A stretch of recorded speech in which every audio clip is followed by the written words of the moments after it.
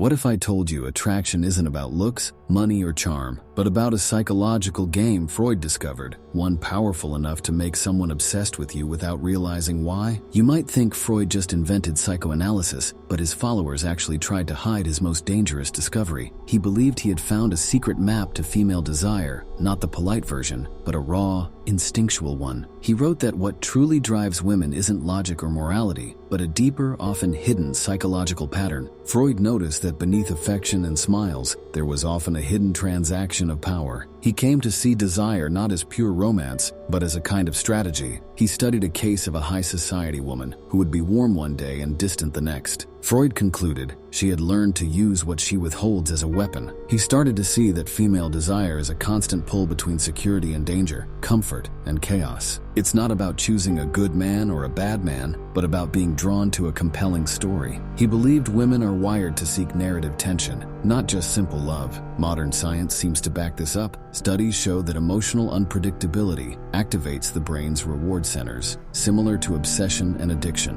One study found women are more likely to interact with a man who displays controlled unpredictability. Another showed that a man is seen as more attractive if other women want him. This isn't coincidence, it's evolutionary. Her brain labels what others desire as valuable. Freud called this deeper layer the shadow cycle, an unconscious force that guides a woman's attraction, often against her own logical wishes. She might say she wants a kind, stable man, but find herself drawn to one who creates feelings of thrill and uncertainty. Her conscious mind seeks comfort, but her subconscious can crave the storm. Men who activate this don't just seduce, they tap into a deep instinct. A classic example Freud gave was a noblewoman who left her perfect, adoring husband for a commoner who was indifferent to her. The husband was predictable and therefore invisible. The lover was a challenge, and that challenge ignited her desire. The female subconscious doesn't just crave offered love, it craves the conquest. When love is easy, the story dies. When she has to earn it, it becomes oxygen. This is confirmed by neuroscience. The brain releases more dopamine in the anticipation of a reward than in the receiving of it. Desire is about suspense. A 2017 study found women are more attracted to men who show selective emotional unavailability. It's not about being cold, but about having control and discipline. Scarcity creates value. Freud also observed that women often unconsciously test men, creating conflict to see if they break under pressure. This isn't cruelty, it's an instinct to find a strong emotional foundation. A man who remains calm and unmoved by her storms triggers a deep, primitive attraction. Freud took this further with what he called the addiction protocol. He documented a famous opera singer who gave up everything for a poor writer, who used intermittent reinforcement. He gave her attention in small, unpredictable doses. This unpredictability works like a drug,